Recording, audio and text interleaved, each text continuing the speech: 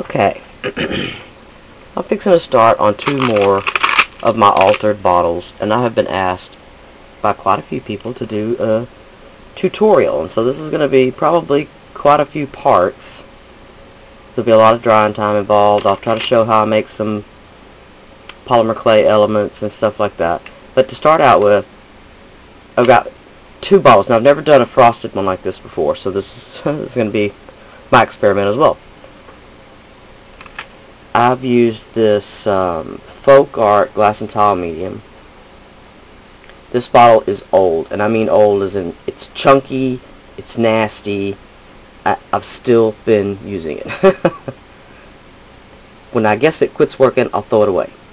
But it's basically full. It's just chunky and like separated or something, I guess. So, but I'm gonna keep using it. So the way I usually start is I'll take some alcohol. This is just some 91% isopropyl alcohol from the dollar store or whatever, and I'll clean both the bottles, make sure they don't have any fingerprints or oil from my hands or anything like that from them. And then I'm going to coat this one. I'm going to try not coating this one. Let's see what happens. I'm going to coat this one with this glass and tile medium and let it dry. I'll try to set my tripod up and show the rest of this a little bit better. But I just wanted y'all to give a heads up. And if you want to try this, I even think they sell this at my Walmart. So check it out. See what you can find. Save some bottles. The last one I did on a 12-ounce soda bottle. So any glass bottle will do. This one is from some homemade wine from my next door neighbors. I'm gonna make something out of this one and gift it back to her. This is just from a wine bottle from the store.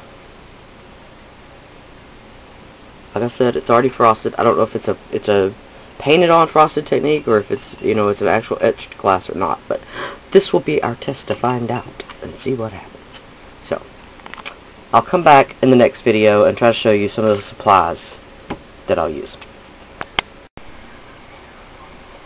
Okay, I just thought I'd come back and show you real quick that I really am using this nasty, clumpy. But it really doesn't matter. It's gonna have gesso over it and clay and just all kinds of stuff.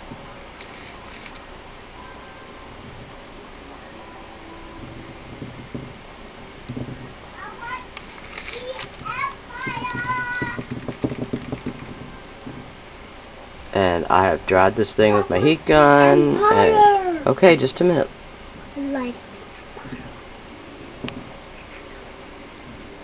Alright, you can either let it dry or, like I said, heat it with your heat gun. And bubbles, it doesn't matter. None of that stuff matters. Just good old-fashioned coat of it and let it dry. And I'll be back. Okay, I just thought I'd show y'all real quick what I was talking about. Like, I don't try to cover with the first coat of gesso. I don't try to cover it with one coat. I don't try to... This is just for the rest of your layers to stick to. So all you're doing right now is giving it some texture for everything else to stick to. This is almost like a primer. And this is the frosted bottle that I did not put the glass and tile medium on. I'm just painting the gesso right on the frosted, whatever you want to call it. Seems like it's sticking just fine. But on the slick glass, you will have to have the glass and tile medium. Well, I won't say you have to, but we'll make it easier.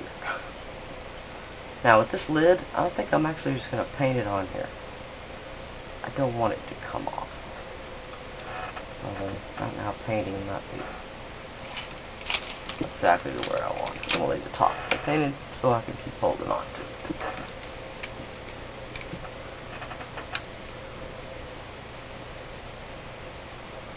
Okay, and this, like I said, is just a coat of gesso.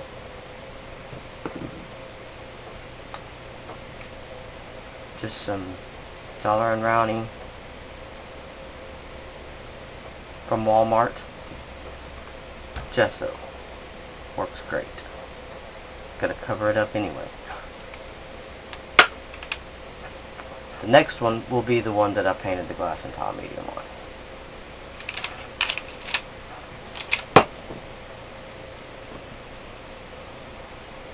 And as you see, it comes out sort of frosty looking, I guess you might call it that. But it stays kind of tacky. I don't know if the I don't know if the unaffected one would do that, but this one does. Stays a little tacky. But the gesso just sticks to it just fantastic, so I don't guess it really matters that it's separated and chunky. Because like I said, this is the 4th one I've used it on, and it works fine. Alright, I'll come back.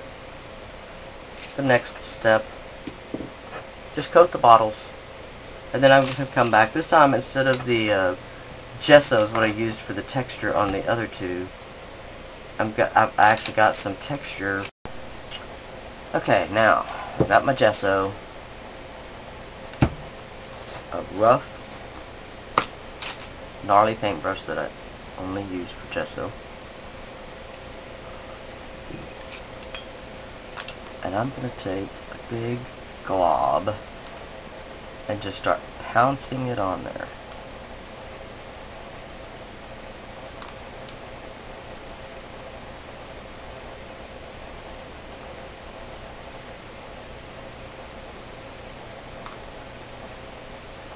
Like so.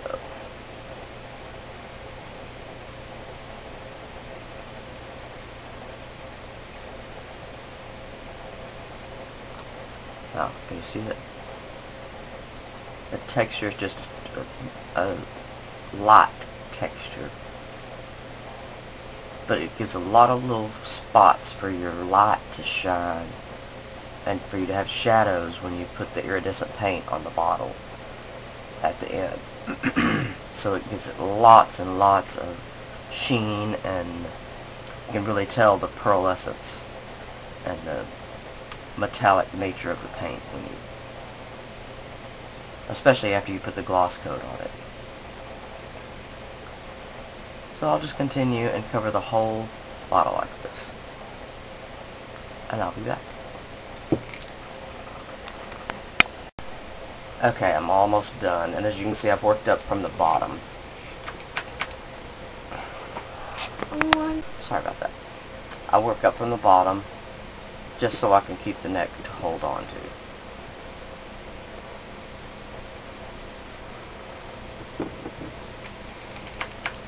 And when you're done, just, I know it's hard to say, but try to be patient. Just let it air dry, because if you use your heat gun on this, it will bubble your gesso. And of course, if you want that look, it can create a pretty neat look, but just not the one I'm going for right now. So be aware of that. If you have one now that you have the ability to turn the heat off on, by all means, speed up that drying time. I don't have a lot of patience when it comes to drying. That's usually why I have 6 projects going at one time. Okay, and then I usually just give it a look over, make sure I don't have any spots that look too straight in a line, or break it up a little bit. So, sorry if y'all heard that. My grandson got to announce to the world. Alright, that looks pretty good. Now, I'll just let it dry, and I'll come back with the next step of whichever one I'm going to next. Like I said, the other bottle I'm not going to do this technique on, because I'm going to do polymer clay straight to the bottle, and then I'll put the texture on afterwards. This one I'm doing the texture first, and then I'll put the clay on top of it. But you'll see why when it all comes about. Alright, I'll be back.